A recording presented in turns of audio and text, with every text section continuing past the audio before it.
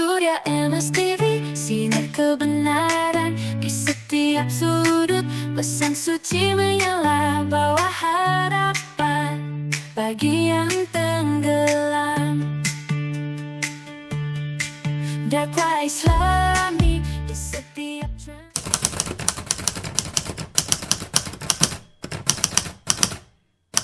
Pertanyaannya bagus. Yang pertama intinya adalah, Pak, sholat duha itu apakah boleh berjamaah itu ya?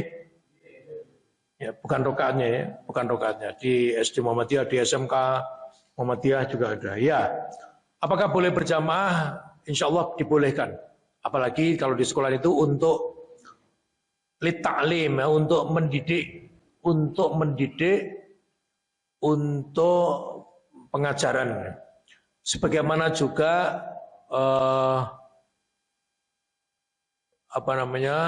sholat malam, baik pada waktu Ramadan yang disebut dengan taraweh maupun disebut tahajud pada waktu di luar Ramadan setelah tidur atau qiyamul lail, itu Kanjeng Nabi nindake sholat taraweh berjamaah itu hanya 2 malam atau 3 malam dari 1 bulan Ramadan.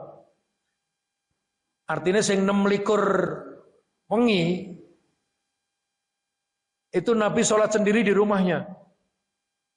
Nah gitu, karena memang sholat sunat itu apike nang omah, senajan nang masjid ya iso. Nah, jadi untuk pelajaran, untuk ya pembiasaan ini dibolehkan dan itu boleh. Duha berjamaah misalnya di sekolahan. Hanya memang apike ya ning dalem dhewe. Nah itu. Termasuk juga sholat tahajud. Saat ini umpamane mau ngaten, Pak lah nek kula niru Kanjeng Nabi saged mboten. Poso sesuk kula melu sholat teng masjid ming 2 bengi. Bar niku liyane teng omah nggih kena. Ning nek kabeh pimpinan-pimpinan Muhammadiyah ngoten, nggo masjid sing ngopeni sapa, sing imami sapa, sing kultum sapa, itu nanti anak-anak, ibu-ibu menjadi akhirnya tidak ke masjid, akhirnya yang masjid yang omah ya ora salat.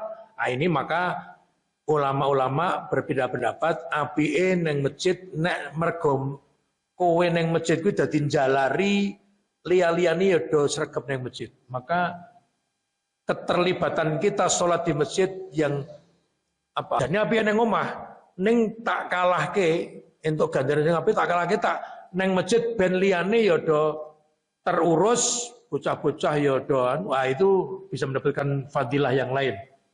Nah itu jadi lah, cuman selain Ramadan sholat malam itu ya apike ning dalem, aja ning masjid. Nah gitu. Karena memang itu masuk dalam hadis Nabi. Jadi jawaban saya gitu dengan 2 pertanyaan. Apakah duha boleh berjamaah? Boleh. Bahkan sholat tahajud juga boleh berjamaah? Boleh. Nah, hanya janjane apike itu nang omah dhewe, primpen, ora diberi wong, nah gitu. Ini ora usah terus dikunci nang omah, bojone bener ngerti ampun ya. Terus kalau ada dampak lain yang penjenengan neng masjid, salat sunat ning neng masjid, ada dampaknya, yang lainnya bisa menyemangati, yang lainnya bisa ditiru. Nah, itu sholatlah di masjid seperti Ramadan. Nah, ini memang ya sholatlah di masjid, apalagi penjenengan menjadi komandan di masjid penjenengan, bahkan pengurus takmir nyontoni ya begitu. Wah, kayak kiai ini malah salatin nang omah, wah, liyane do marahi. Saya kira gitu, bisa dipahami. Monggo wonten sanesipun.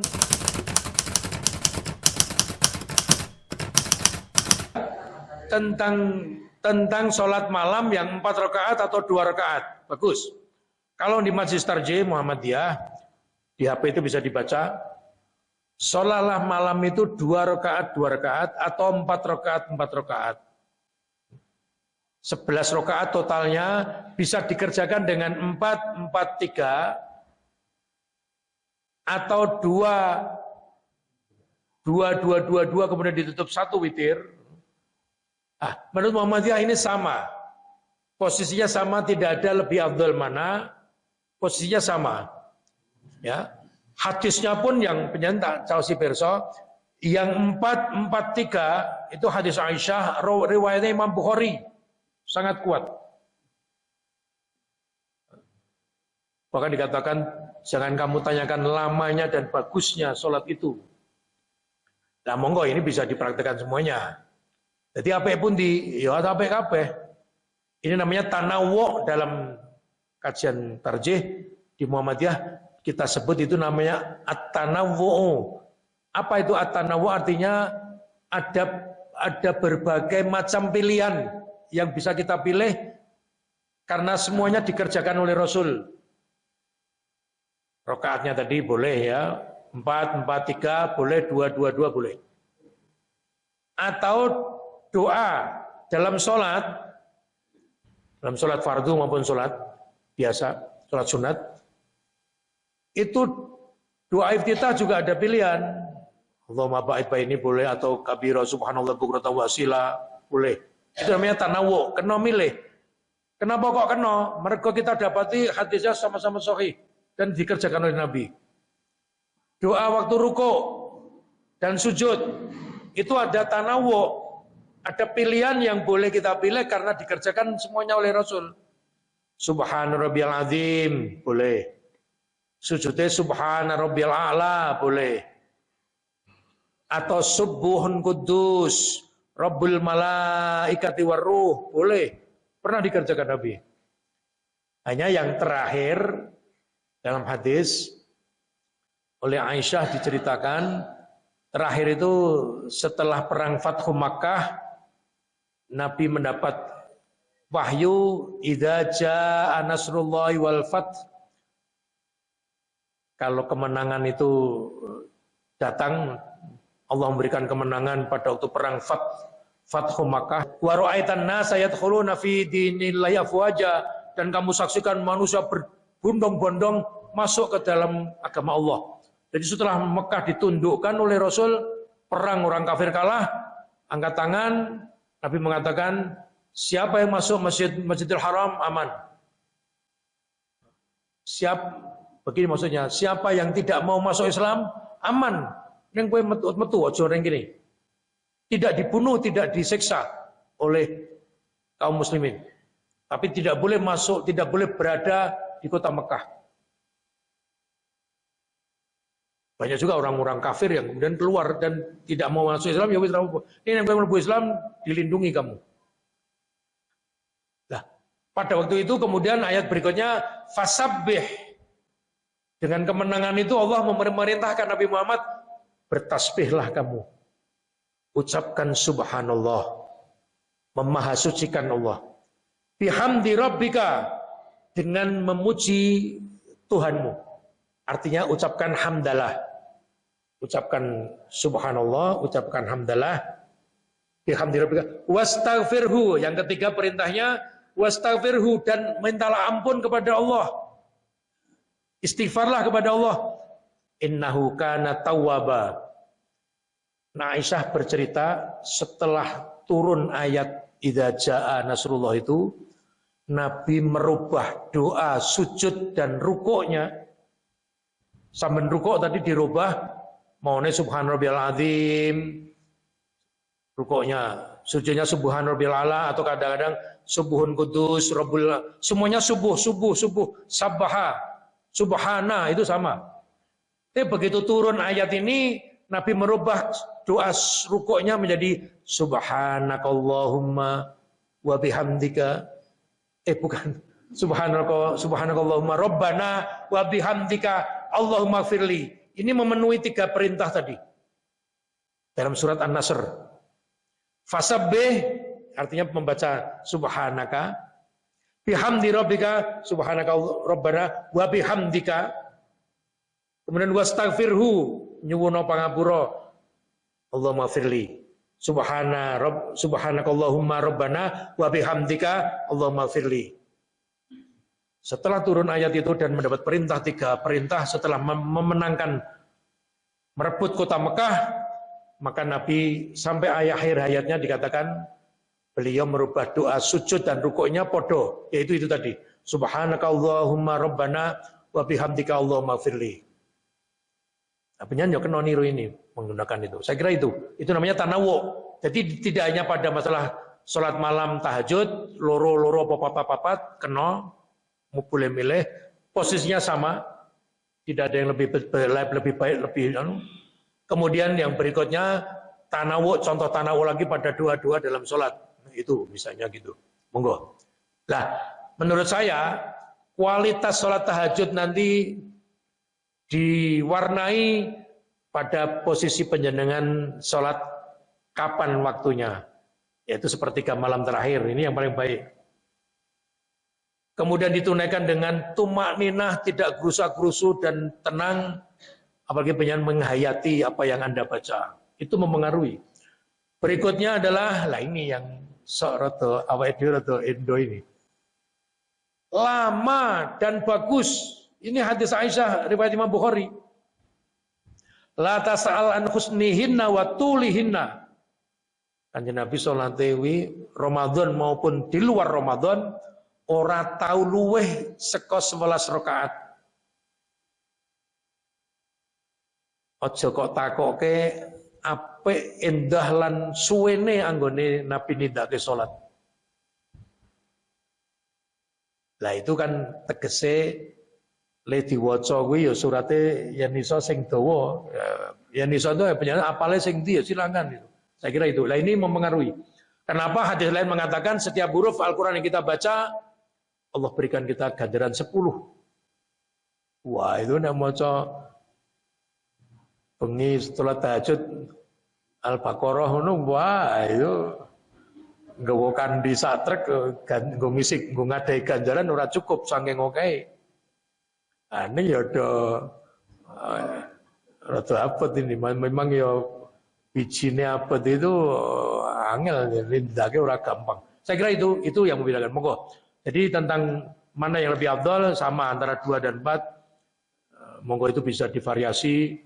Mungkin ngeten tangi turu wah iki kok ada subuh garek 10 menit ya, boleh yang 4 terus 3 tok boleh, atau 2 plus 1 boleh, atau 1 bahkan 1 rakaat tok sebagai witir kita malam itu. Wonten malih sanesipun pertanyaan monggo. Boleh, tadi sudah saya jelaskan. Boleh. Jadi sholat malam panjenengan langsung takbir Allahu Akbar 4 rakaat terus salam. Tarawih boleh, tarawih itu sama dengan sholat malam. Sama. Hadisnya tadi Aisyah mengatakan, jadi Aisyah itu ditakoni sahabat. Aisyah, sholatnya Kanjeng Nabi pada waktu Ramadan, sholatnya malam itu bagaimana? Pada waktu Ramadan. Aisyah jawab, ngerti ya Kanjeng Nabi kuwi sholat malam Ramadan atau di luar Ramadan, sholat malamnya tidak lebih dari 11 rakaat. Beliau sholat 4 rakaat. Jangan kamu tanya bagusnya dan lamanya beliau sholat. Kemudian beliau sholat lagi 4 rakaat. Jangan kamu tanya bagusnya dan lamanya beliau sholat. Kemudian beliau sholat 3 rakaat. Jangan kamu tanya bagusnya dan lamanya beliau sholat. Itu hadisnya begitu. Tegese Ramadan itu tarawih maupun di luar Ramadan itu sholat tahajud. Monggo Bapak. Kalau hadisnya itu kan kalau dalam satu ruangan gitu, jamaah putri di belakang. Entah 1 orang atau 1000 orang di belakang yang putri, yang kakung di depan. Kan gitu. Ning nek salate ya putri sofnya di belakang. Walaupun dulu keraton Kasunanan Solo dan Kasultanan Jogja itu membuat soft untuk ibu-ibu itu neng kiwo gitu, ruangan tersendiri tapi di podo, sofi podo, neng di balik layar sana, di balik tembok, namanya Pak Kiwon dulu di Kauman itu, Masjid Kauman sekarang masih ada, Masjid Kauman di Solo juga masih ada lah.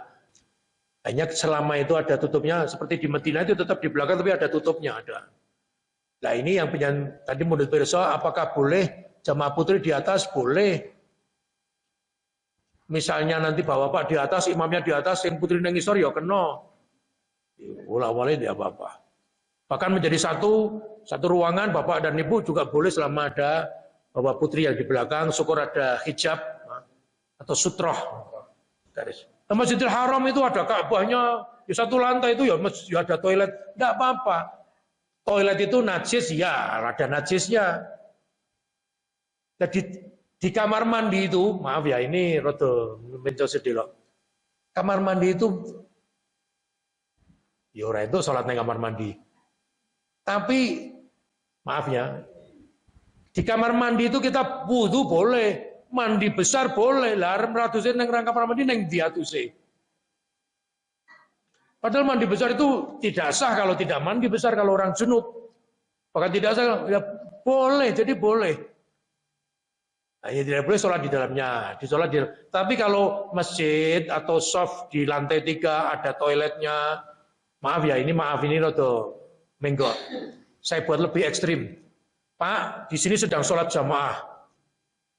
Lantai 3, ini lantai 3. Di lantai 3 juga ada toiletnya, 10 dinggo kabeh. Lagi do nang WC. Boleh enggak sholat? Boleh. Ya sing nang WC, sing sholat ya sholat. Nah, wes. Tapi boleh, tidak ada masalah. Nah, nek misalnya betul pas di waktu komat terus sholat. Jumlah jamaahnya 1000 kata. Ada 5 orang. Wah, aku loro wetenge loro di WC-nya. Dilalah meng jajar masjid, WC-nya di situ. Ya sudah masuk situ. Lah nek ora metu kowe ning ngono ya kowe bahaya, kowe malah nanti WC-nya malah di masjid apa? Najis. Masuk tempatnya. Jadi dia masing-masing di situ, dia buang aja di sini sholat. Enggak apa-apa. Maksudnya tidak apa-apa itu dua-duanya tidak ada yang ya sholatnya ya sah karena jadi itu ada WC-nya dalam satu lantai tur dinggo. Nah, ya ini tidak apa-apa, sesuatu yang berlainan.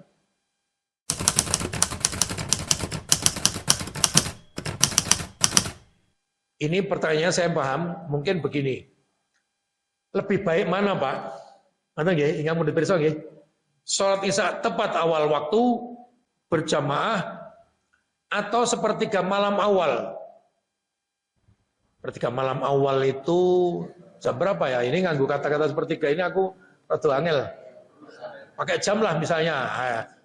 Jam 11, 12, 11, rolas siji gitu ya misalnya ya. Pilihannya, pilih jam itu pada waktu azan terus sholat yang masjid atau pilih malam hari nanti. Yang paling baik adalah di masjid awal waktu dan berjamaah.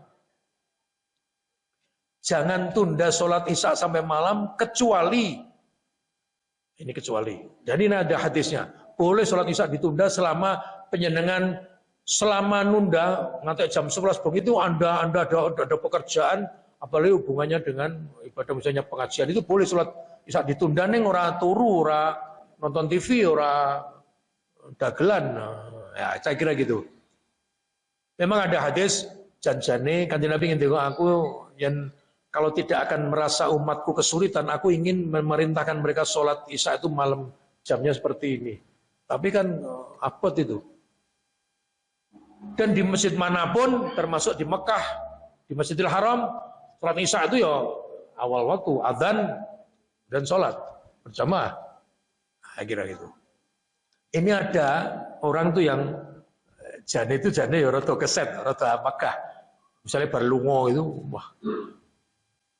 Arep wudu ki awang-awangan terus gini macul itu aku mau sholatin kowe lah karo tahajud sisan. Nah, ini sok-sok ada seperti itu.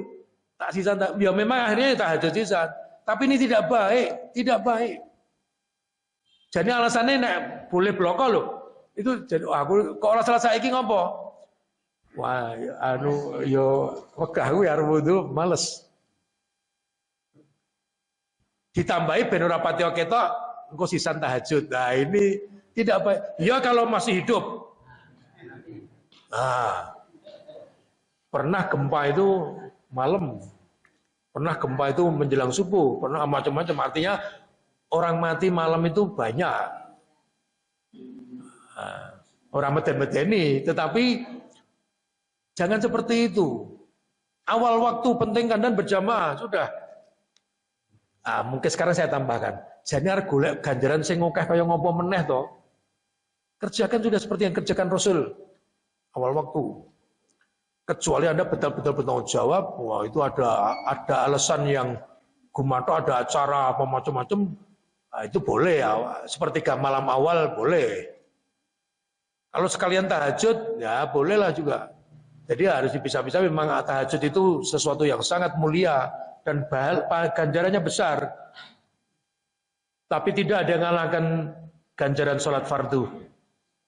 Sholat fardu, awal waktu, berjamaah di masjid, itu top of the top, tidak ada yang mengungguli.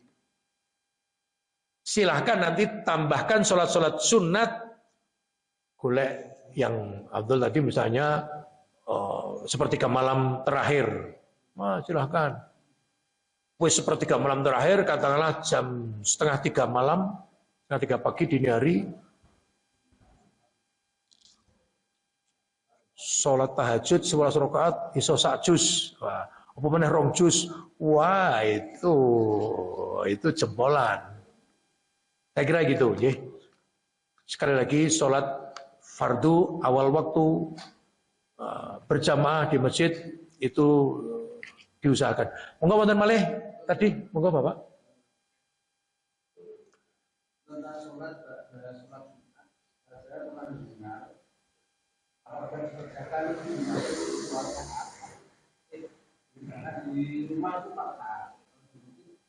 Iya, betul. Artinya Nabi pernah mengerjakan begitu. Tidak mutlak yang nang omah kudu papat, ngoten nggih mboten. Bar Jumatan salat nang omah 2 rakaat boleh dan bagus. Ba'diyah Jumat. Ba'diyah Jumat ya kena 4 rakaat. Yo nang masjid bar Jumatan rampung nang masjid 2 rakaat ping pindho dadi 4 ya kena. Boleh. Hanya Nabi, saya pageri lagi hadisnya bisa diamalkan, sholat sunat sing paling apik itu nang omah.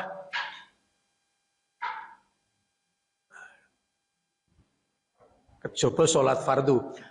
Hadisnya itu illa maktubatan. Maktubah itu sholat yang ditetapkan, yang ditulis itu artinya sholat wajib. Subuh, duhur, asar, maghrib aja nang omah. Senajan nang omah ya sah, ning ganjarane enggak banyak. Yang paling banyak di masjid. Sampun jam.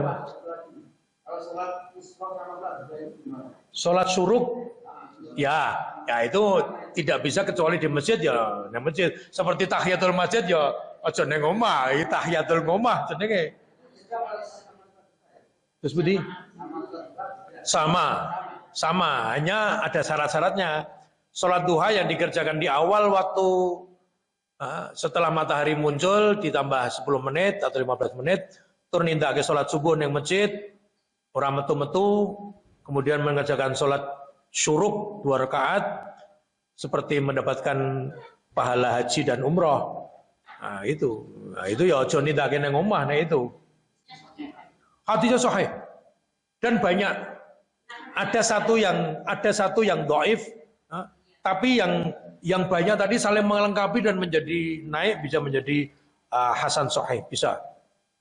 Jadi boleh diamalkan.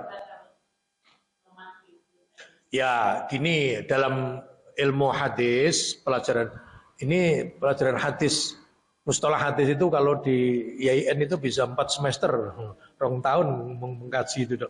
Itu diantaranya bagaimana kalau ada hadis dhaif. Padahal ini sudah sering diamalkan. Artinya ternyata dhaif. Oh, goleki hadis liyane mesti ono, gitu loh. Kalau tidak ada ya itu jangan diamalkan. Tapi jadi banyak hadis-hadis yang ternyata jumlahnya banyak, perawinya lain-lain. Ada satu yang dhaif tapi yang lainnya saling menguatkan, itu bisa naik. Makanya majelis tarjih dulu mungkin sekitar 50 tahun yang lalu menggunakan hadis-hadis sahih. Yang tidak sahih singgir ke. Tapi ternyata dalam perjalanan ini beragama majelis tarjih mengalami kesulitan. Wah, kian sing ditampa hadis sahih tok. Wah, berat kita ini, sulit kita mengamalkan agama ini, sulit. Akhirnya setelah disepakati boleh hadis lemah tapi jumlahnya banyak dan bisa dinaikkan posisinya menjadi hadis. Kalau dalam majlis tarjih namanya istilahnya menjadi hadis as-sunnah al-makbulah. As-sunnah itu hadis, al-makbulah itu yang diterima, yang bisa diamalkan. Jadi tadinya mungkin tidak kuat sekuat hadis sahih, tapi jumlahnya banyak dan bisa dinaikkan posisinya menjadi hadis namanya sunnah makbulah. Artinya itu sekarang istilah yang dipakai majlis tarjih itu. Sesuai dengan sunnah makbulah, itu artinya walaupun mungkin tidak sampai derajat sahih, tapi bisa diterima dan bisa diamalkan setelah kita kaji banyak hadis yang mendukung. Itu bisa. Karena kalau hanya hadis sahih agak berat kita menjalankan agama dengan berbagai macam variasinya, itu nanti kita keterbatasan, maka itu naik. Tapi kalau hadis betul-betul dhaif yang tidak ada dukungannya, tetap kita mengatakan tidak bisa. Kecuali hadis yang berhubungan dengan akidah. Akidah itu tentang Allah, tentang ketauhidan. Itu tidak bisa hadis, apalagi hadis dhaif. Wah, hadis yang hanya posisinya tidak sampai sahih aja ditarjih tidak diterima. Tentang keyakinan ya, tentang akidah. Nah, tentang muamalah misalnya, muamalah itu ya misalnya tentang duduk, tentang berjalan, maka itu masih bisa diterima selama ada hadis-hadis yang lain. Karena beginilah, hadis dhaif itu adalah sudah diketahui bahwa ini, diragukan bahwa ini dari Nabi. Sangat kuat keraguan kita tentang bahwa pernyataan ini dari Nabi itu kuat. Pendapatnya kuat, bahwa ini bukan dari Nabi. Maka kenapa kok hadis sahih, hadis dhaif itu disingkirkan? Ada kan yang komentar, omongannya tonggone we digugu kok, malah ki hadis we ora digugu senajan iki hadis dhaif lah. Ini yang tidak paham permasalahan. Tidak paham permasalahan. Hubungannya dengan ibadah, wi ojo nganggo hadis-hadis yang dhaif itu. Karena hadis dhaif itu diragukan bahwa itu dari Nabi, bahwa Nabi ngendika kaya ngono kuwi kuat, keraguan kita sangat kuat. Orang kan Nabi orang ngendika kuwi. Itu dikatakan sebagai hadis dhaif. Bisa saja karena dhaif sanadnya, dhaif perawinya, saya kira itu. Matur nuwun, sudah jam 5:10, semoga ada manfaatnya Ibu Bapak. Saya berharap rutinitas kita ini nanti menjadi saksi di hadapan Allah bahwa saya dan panjenengan termasuk hamba-hamba Allah yang ingin beragama dengan benar, ingin nindake kewajiban Allah dengan baik dengan cara mengkaji hadis, mengkaji Quran. Walaupun mungkin belum bisa semua kita amalkan, tapi keinginan kita itu menjadi saksi di hadapan Allah. Dan itu yang kita harapkan. Matur nuwun, semoga ada manfaatnya. Kita tutup dengan kafaratul majlis. Subhanakallahumma wa bihamdika asyhadu an la ilaha illa anta astaghfiruka wa atubu ilaik. Assalamualaikum warahmatullahi wabarakatuh. Data Islami di setiap channel kita, Surya MS TV.